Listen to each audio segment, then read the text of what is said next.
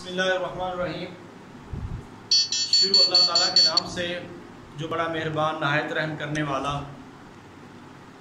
عزیز دوستو، انسان اپنی محنت کے ساتھ دنیا کے اندر دنیا کی ہر چیز حاصل کو کر سکتا ہے، اور ایک عربی کا مقولہ ہے من جد وجد، جس نے کوشش کی وہ پا لیتا ہے۔ تو یہی کوشش ہے آپ کی کہ اگر آپ جتنی زیادہ کوشش کریں گے تو انشاءاللہ تعالیٰ اس کے مطابق اللہ تعالیٰ آپ کو سروں سے نوازتا جائے گا۔ تو ابھی میں آپ کے سامنے کچھ کویشچن لے کے آیا ہوں۔ یہ بالکل عام سے کویشچن ہے، اس پہ کو میں نے مختلف پیپر سے اخذ کر کے وہ آج آپ کے سامنے یہاں پہ ڈسکس کرنے ہیں۔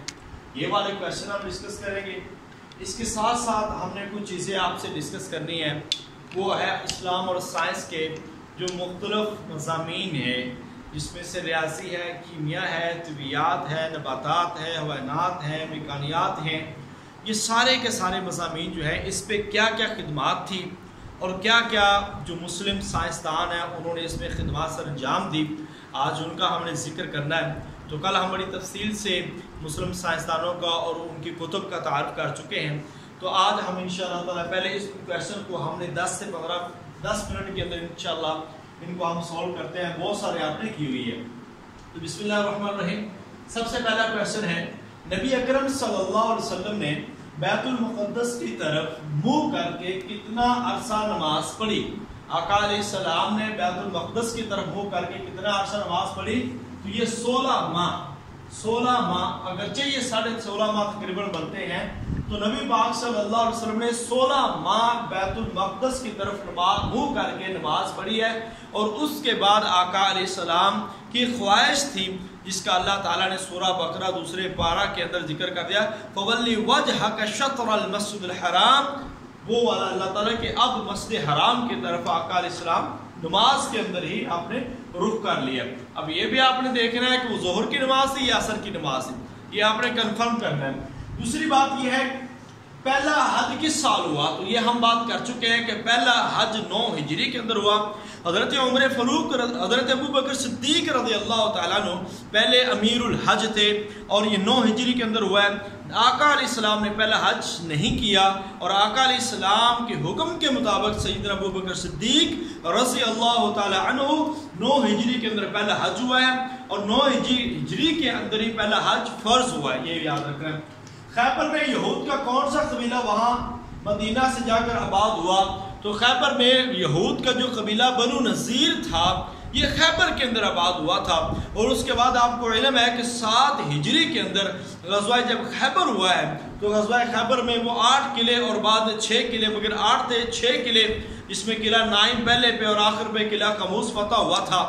یہ وہ والا خیبر ہے جس کے بعد بنو نذیر کی طرف نبی اکرم صلی اللہ علیہ وسلم خیبر جا کے گئے تھے۔ قرآن مجید پر اعراب کس نے لگوایا؟ تو یہ کویشچن بھی ہم کر چکے ہیں، حجاج بن یوسف نے قرآن مجید پر اعراب لگوائے، حجاج بن یوسف نے۔ اگلا سوال ہے کہ حضرت عبد المطلب کا اصل نام کیا تھا؟ حضرت عبد المطلب جو کہ نبی پاک صلی اللہ علیہ وسلم کے دادا جی ہیں، اور 8 سال کی پیغمبر علیہ السلام کی عمر مبارک ہے جس وقت حضرت عبد المطلب کا انتقال ہوتا ہے۔ تو آپ کے دادا کا نام شیبہ ہے، اور شیبہ ان کے بال جو تھے سفید تھے، اس وجہ سے ان کا نام شیبہ رکھ دیا گیا تھا۔ حلف الفضول کا معاہدہ کس کے گھر پر ہوا؟ اب یہ کویشچن آیا ہوا ہے، حلف الفضول اس کا معاہدہ کس کے گھر پر ہوا؟ عبداللہ بن جدعان۔ عبداللہ بن جدعان، میں مسلسل کہتا رہتا ہوں کہ آپ نے ہسٹری کی جو بکس ہیں، اگر کسی کے پاس علامہ اقبال اوپن یونیورسٹی کی بکس ہیں تو وہ بڑی بہترین بکس ہیں۔ اگر ہسٹری پہ آپ کے پاس یا کوئی بھی اسلامیات کے ریلیٹڈ MA MSc کا سلیبس، میں ابھی آپ کو لنک بھی شیئر کروں گا، اس لنک سے آپ بہت ساری کتابیں وہاں پہ سلیکٹ کر سکتے ہیں۔ تو یہ آپ نے یاد رکھنا ہے، حلف الفضول کا جو معاہدہ عبداللہ بن جدعان کے گھر ہوا تھا۔ روزہ کب فرض ہوا ہے؟ اب یہ 2 ہجری کے اندر بہت سارے واقعات ہوئے ہیں، جس میں حضرت فاطمہ الزہرا رضی اللہ تعالیٰ عنہ کا نکاح بھی 2 ہجری کے اندر ہوا ہے، اور 2 ہجری کے اندر جو روزہ فرض ہوا ہے، 2 ہجری کے اندر نماز فرض ہوئی ہے، 2 ہجری کے اندر پہلی نماز، 2 ہجری کے اندر جو عید الفطر 2 ہجری کے اندر، عید الاضحیٰ اور صدقہ فطر 2 ہجری، یہ سارے کے سر غزوہ بدر 2 ہجری، اور سب سے پہلا غزوہ، اس کے بعد دوسرا غزوہ یعنی کہ غزوہ بدر جو ہے یہ 2 ہجری کے اندر ہوا ہے۔ حجر اسود کی تنصیب کے وقت آپ صلی اللہ علیہ وسلم کی عمر کتنی تھی؟ حجر اسود کے وقت آپ صلی اللہ علیہ وسلم کی عمر مبارک تھی 35 سال۔ حرب فجار کے وقت آپ کی عمر مبارک تھی 15 سال۔ ملک شام کے سفر کے وقت آپ کی عمر تھی 12 سال۔ اور نبی پاک صلی اللہ علیہ وسلم جب حجر اسود کو اٹھانے کے معاملے پہ جھگڑا ہوا تھا تو اس وقت آقا علیہ السلام کی عمر مبارک 35 سال تھی۔ صاحب الحوت یہ پیغمبر کس کا لقب ہے؟ یہاں بڑی تفصیل سے پڑھ چکے ہیں کہ حضرت یونس علیہ السلام کو کہا جاتا ہے۔ قرآن مجید کی تفسیر کس صحابی نے لکھی؟ عبداللہ بن عباس رضی اللہ تعالی عنہ کو مفسر قرآن اور ترجمان القرآن کا لقب دیا گیا ہے، یہ آپ نے یاد رکھ رہے ہیں۔ مفسر قرآن، ترجمان القرآن حضرت عبداللہ بن عباس۔ اب اسی میں سے ایک چیز اور ہمارے ذہن میں آتی ہے کہ عباد الاربعہ کنہیں کہتے ہیں؟ عباد الاربعہ کن کو کہتے ہیں؟ تو وہ 4 لوگ جن کے شروع میں عبداللہ آتا ہے ان کو عباد الاربعہ کہتے ہیں۔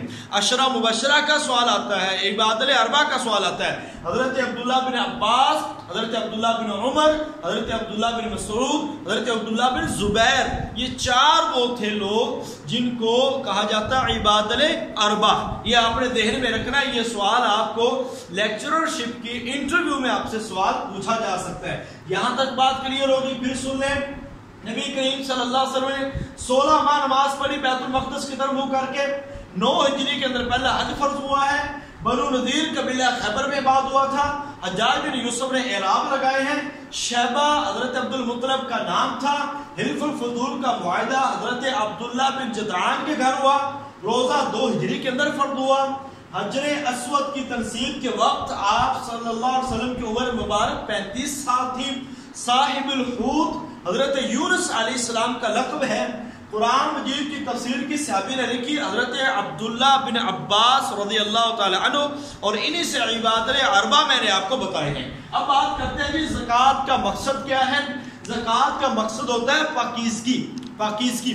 اب زکوٰۃ نہ دینے والوں کے بارے میں قرآن کے اندر ایک آیت آئی ہے، یوم یحمى علیہ جباہہم وظہورہم، یہ قرآن کی آیت سورہ توبہ، اس کے اندر اللہ تعالیٰ نے یہ فرمایا کہ جس دن جو اپنے خزانوں کو جمع کر کر کے رکھتے ہیں ان کے خزانوں کو جہنم کی آگ میں تپایا جائے گا، اور وہ خزانے ان کی پشتوں پہ، ان کے چہروں کو داغا جائے گا۔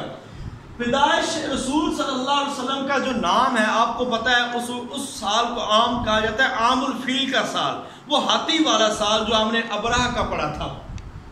دور جاہلیت میں حضرت ابوبکر صدیق کا نام عبد القعبہ ہے، آپ کا اصل نام اسلامی نام عبداللہ ہے۔ عبد القعبہ آپ کا پرانا نام ہے دور جاہلیت کا، عبداللہ نام اصل ہے، ابوبکر کنیت ہے، صدیق اور عتیق یہ 2 لقب ہیں حضرت ابوبکر صدیق رضی اللہ تعالیٰ عنہ کے۔ والد کا نام ہے ابو قحافہ عثمان۔ علامہ سیوطی کے مطابق کاتبین وحی کی تعداد کتنی ہے؟ 40۔ کاتبین وحی 40 ان کی تعداد ہے۔ اسرائیل کس نبی کا لقب ہے؟ یہ بھی ہم بات کر چکے، حضرت یعقوب علیہ السلام کا لقب ہے۔ قرآن مجید میں سب سے زیادہ کس پیغمبر کا ذکر آیا ہے؟ تو حضرت موسیٰ علیہ السلام کا جو ذکر ہے قرآن کے اندر سب سے زیادہ آیا ہے۔ پھر سن لیں، زکوٰۃ کا مقصد مال کی پاکیزگی۔ پیدائش رسول عام الفیل۔ دور جاہلیت میں حضرت ابوبکر صدیق رضی اللہ تعالیٰ کا نام عبد القعبہ، اصل نام اسلامی، علامہ عبداللہ۔ علامہ جلال الدین سیوطی کے نزدیک کاتبین وحی کی تعداد 40۔ اسرائیل کس نبی کا لقب؟ حضرت یعقوب۔ قرآن میں سب سے زیادہ پیغمبر کس کا ذکر آیا؟ حضرت موسیٰ علیہ السلام کا قرآن کے اندر بہت زیادہ ذکر آیا ہے۔ تو یہ وہ کویشچن تھے جو آج آپ کے سامنے کچھ امپورٹنٹ کویشچن ہم نے نکالے تھے، وہ ہم نے اگرچہ کیے ہوئے ہیں، یہ اتنے بھی زیادہ امپورٹنٹ نہیں ہیں، مگر آج کچھ چلیں ہم آپ کے کچھ کویشچن جو ہے یہاں سے حل کرواتے جائیں۔ تو